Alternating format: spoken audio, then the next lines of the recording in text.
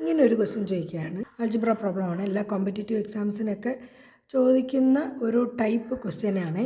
അപ്പോൾ നമുക്കിതെങ്ങനെ സോൾവ് ചെയ്യാൻ നോക്കാം. എക്സ് പ്ലസ് 1/x = 10 ഇതാണ് ഗിവൺ. ഇത് നമുക്ക് ആൻസർ എത്ര എന്നാണ് നമുക്ക് കണ്ടുപിടിക്കേണ്ടത്.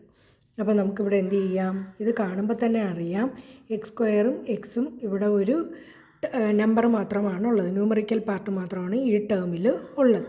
അപ്പോൾ നമുക്കിവിടെ എക്സും 1/x ഉള്ളത് കൊണ്ട് നമുക്ക് എന്ത് ചെയ്യാം, ന്യൂമറേറ്ററും ഡിനോമിനേറ്ററിനെയും എക്സ് കൊണ്ട് ഡിവൈഡ് ചെയ്ത് നോക്കാം. ഓക്കെ, അപ്പോൾ dividing numerator and denominator by x. അപ്പോൾ 10x² - 5x + 10 the whole by x, the whole divided by ഈ term. Denominator x² - x + 1 by x. അപ്പോൾ നമുക്ക് ഓരോ ടേമിനെ ഇതുകൊണ്ട് ഡിവൈഡ് ചെയ്താലോ എക്സിനെ. അപ്പോൾ 10x² / x എന്ന് പറയുന്നത് 10x മൈനസ് ഇതും ക്യാൻസൽ ആകും. 5x/x എന്ന് പറയുന്നത് 5, 10/x എന്ന് പറയുന്നത് +10/x, the whole by x²/x എന്ന് പറയുന്നത് x മൈനസ് x/x എന്ന് പറയുന്നത് 1 + 1/x. അതായത് ഓരോ ടേമിനെയും നമ്മൾ x കൊണ്ട് ഡിവൈഡ് ചെയ്യുന്നു. അപ്പോൾ ഇപ്പോൾ എന്താണ് 10x - 5 + 10/x, x - 1 + 1/x. അപ്പോൾ ഇവിടെ നമുക്ക് കാണുമ്പോൾ അറിയാം 10 കോമൺ ഫാക്ടറാണ്, അതിനെ നമുക്ക് പുറത്തെടുക്കാം.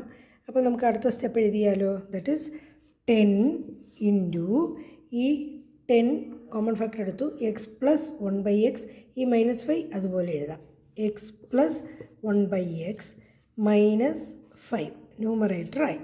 അടുത്ത എന്താണ്, ഡിനോമിനേറ്ററിൽ x + 1/x എന്ന് എഴുതിയിട്ട് -1 നമുക്ക് സെപ്പറേറ്റ് ചെയ്ത് എഴുതാം.